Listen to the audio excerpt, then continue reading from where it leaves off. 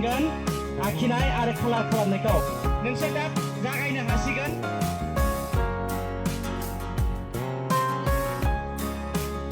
क'क्राझारनि हाब्रुबारियाव थानाय विद्या valley junior स्कुलाव विन्टार फेस्टिभेल खुंदों। थांनाय 2023 इं मायथाइनि एप्रिल दानाव क'क्राझार सहरनि हाब्रुबारियाव गायसनजानाय विद्या भेलि जुनियर स्कुला देग्लायनिफ्राय सेथि विन्टार फेस्टिभेलखौ खुंजेनदों। खुंजानाय हाबाफारियाव बादायलु मुगाखौ नोजोर बोनानै बादायारि रोंगौथिखौ गथ'फोरनो उन्दैनिफ्रायनो जागायना होनायनि थांखिजों खाथि खालानि फरायसालिफोरनि क थाखोनिफ्राय थाखो 4 सिम फरायसा फरायसुलिफोरखौ लानानै गेलेनाय सावगारि आखिनाय बादायलायनाय बायदि बायदि हाबाफारिफोरखौ लानानै गोजां बोथोरनि फोरबोखौ फालिनाय जादों। जेराव बादायारि फरायसा फरायसुलिफोरनि दिथागिरिफ्राबो हाबाफारियाव बाहागो लानानै हाबाफारिखौ हेफाजाब होयो। बे समाव खुंफुंजानाय हाबाफारिनि थांखि आरो बिथांखिनि सोमोन्दै फोरमायथिनायजों लोगोसे बे फोरबोखौ विद्या भेलि जुनियर स्कुला बोसोरफ्रोमबो खुंलांबाय थासिगोन होननानै खौरां बिजोंनि गेजेरजों मिथिहोयो फरायसालिनि गायसनगिरि आरो सामलायगिरि सोमदोन बर'आ। विद्या भेलि फार्स्ट विद्या भेलि जुनियर स्कुलनि बे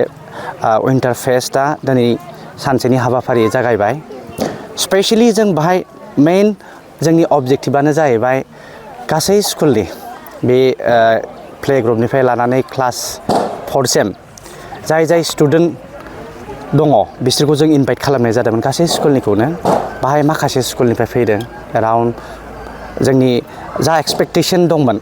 इनभाइटेशन खालामनायाव बेनिफ्राय जोंनि बांसिन फैदों बाहागो लाफैदों। बेनि थाखाय जों जोबोद खुसि आरो गासै बे जाय फरायसालिनिफ्राय फैबाय बिसोरखौ साबायखर बावो जों। जोंनि बे मेइन विद्या भेलि विन्टार फेस्टनि मेइन अबजेक्टिभआनो जाहैबाय गासै स्टुडेन्टखौ जों मोनसे प्लेटफर्म लाना फैनानै बिसोरखौ गावनि टेलेन्ट बेखौ देखायनो थाखाय आरो बेजों मोनसे मा जायो बिदि कम्पिटिशनफोर फैबाथाय खौसेथि थानायखौ जों नुयो आरो खायसे आइडियासफोरखौ शेयारिं खालामनाय जायो लाइक पेरेन्टसबो थाबाय बाहाय बेजों लोगोसे स्टुडेन्टफोराबो मोनसे बे प्लेटफर्मजों गावखौ गावनि जा टेलेन्ट बेखौ देखायफुंनो थाखाय बेनो मेइन जोंनि अबजेक्टिभ। बे एबार गिबि बे फेब्रुवारि मान्थनि बे 9 थारिखआव जों सानसेनि हाबाफारि हिसाबै बेखौ खुंनाय जाबाय आरो फैगौ बोसोराव जों दिनैनो बेखौ थिरांथा लाखाबाय बे विद्या भेलि विन्टार फेस्टआ बोसोरफ्रोमबो जागोन। बेयो एभ्रि इयार जानुवारिनि 2nd उइकनि बे सानडे खालि जागोन। बे जों बेखौ डिसाइड खालामबाय एज ए अर्गानाइजेसन जोङो। आं बेखौ दानिफ्रायनो बयखौबो थियारा जाना थानो थाखाय खावलायखाबाय।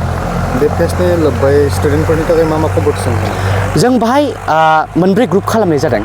गिबि ग्रुपआ जाबाय ग्रुप ए जों प्ले ग्रुप आरो नार्सारिजों मोनसे क्लाब खालामनानै बिसोरखौ जों खायसे एक्टिभिटिस जिहेथु बिसोरो जास्ट ए किड्स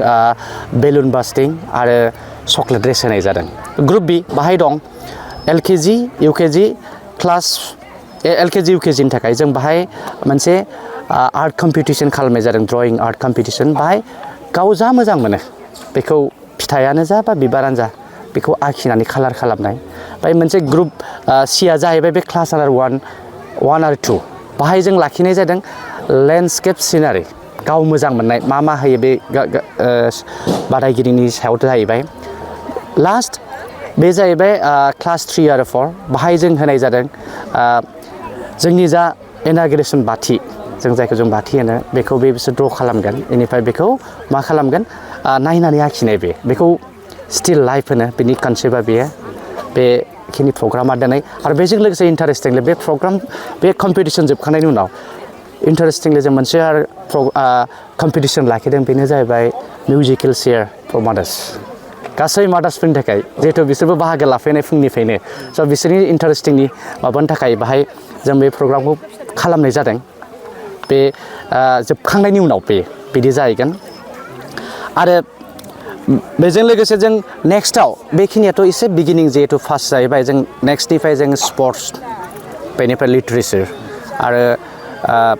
स्पर्ट्स लिटारेचार बेखौ लाखिनाय जाहैगोन मोननै टीमखौ बाहाय गोबां गुबुन माने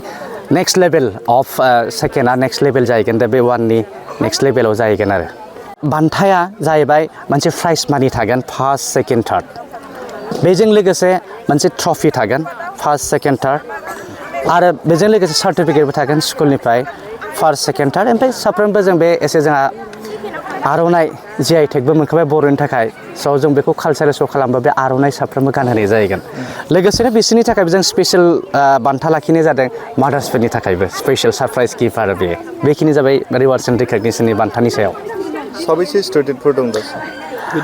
बिद्या बिलियाव जोंनियाव दासिम 40 स्टुडेन्टसा दं जों जास्ट 2023नि एप्रिलनिफ्राय स्टार्ट जादोंमोन मिन्स जास्ट बोसोरनै जानो थांगासिनो दं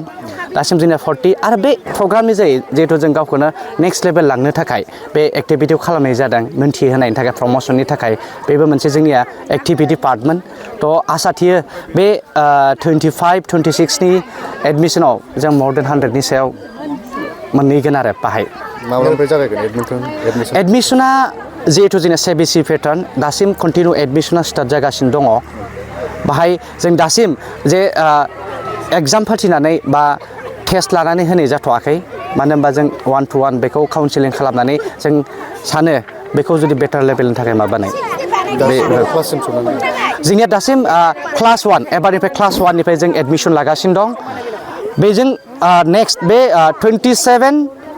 26-27 फैगौ बोसोराव जोङो क्लास 5 सिम लांगोन बे जोंनिया ओमफ्राय बे जा बिद्या बिलि जा जुनियर स्कुल 27-28 फाइनान्सियेल इयार माने बे एकाडेमिक एरियायाव जोङो बेखौ हायार सेकेन्डारिसिम लांगोन बाय 2030 बेखौ जोङो बिद्या बिलि एकाडेमि दा बेखौ जों बिद्या बिलि इन्टारनेशनेल एकाडेमि खालामहैनाय जाहैगोन जेरावहाय जोंनिया ग्रेजुवेट आरो मास्टार ग्रेजुवेट बेखौ जोङो केम्पास 2 अलरेडि जोंनिया हानिफ्राय लाना गासैबो रेडि जाना दंखायो बेखौ जोङो खालामनाय जागोन विथ कलाबरेसन फरेन इन्स्टिटिउसनखौ लानानै बे होमबानिया जोंनिया बेयो बिद्या बिलि एकाडेमिनिफ्राय बिद्या बिलि इन्टारनेशनेल एकाडेमि जाहैगोन बे जोंनि 5 years प्लान बेयो नोंथाङा बे प्रिन्सिपाल हिसाबै माबायदि सोलोंथाइनि थासारिया जों स्पेशेलि मोनथाम फकास खालामो जोंनि मेइन अबजेक्टिभानो जाबाय first language and speech development दा जों उन्दैफोरखौ नायो बेसिकेलि जों काउन्सिलिं खालामनायाव मोनो मेक्सिमाम पेरेन्ट्सनि प्रब्लेमानो जाहैबाय रायलायनायाव इसेबां फ्लुयेन्ट जायाखै सोरनियाबा माथो मोनसे मोननै रोंगौ मोनसे मोननै अबजेक्टनि नामखौ बुंनो रोंगौ कालारखौ बुंनो रोंगौ खिन्थु हाजोबा बेखौ जों फकास खालामो फार्स्ट जिहेथु जोंनिया प्रि स्कुलनिफ्राय बे स्टार्टिंमोन बे लास्ट 1.5 yearआव जों नुबाय हिउज साक्सेसफुल जों बाहाय स्पेसियेल फकास होनानै फ्लुयेन्टनिफ्राय लानाय स्मार्टनेस बेखौ माबानाय सेकेन्ड जोंनि अबजेक्टिभानो जाहैबाय स्मार्ट प्लेफुल लार्निं एक्टिभिटिस जोंनियाव अलरेडि दङ स्मार्ट क्लासरुमबो दं जों दानि दिनाव जों टेक्न'लजिजों आगान होखानांगोन नङाबा साक्सेस जानाय नङा दानिफ्रायनो बेनिफ्राय जुदि जों फाउन्डेसनखौ स्ट्रं खालामलाङो जोंनि बे इयुन जोलैनिफ्राय बा इयुन जोलैनि बे जोंनि फरायसाफोरखौ बेखौनो जों मेइन फकास खालामगासिनो दं थार्डआ जाहैबाय जोंनिया पेरेन्टिं एन्ड निउट्रिशियास माबा काउन्सिलिं बे बिराद गोनांथिथार बे उन्दैफोरनि डेभेलपमेन्टनि थाखाय खायसे निउट्रिसन्सनि गोनांथि जाथारो बेखौ जों बे काउन्सिलिं खालामनानै जों पेरेन्ट्सखौबो गाइडेन्स होगासिनो दं बेनि सायाव आरो बेयाव जों जोंनिया कमप्लिटलि जायाखै बेखौ खिन्थु नेक्स्ट 3 monthनि गेजेराव जों बेखौ कमप्लिट खालामगासिनो दं एसे जों इनिसियेटिभ खालामबाय बे पेरेन्टिं एन्ड निउट्रिशियास काउन्सिलिंनि सायाव खायसे निउट्रिशियास ट्रेइनारफोरखौ लाना फैनानै जों बेखौ होगासिनो दङ दासिम बेखिनियानो जोंनिया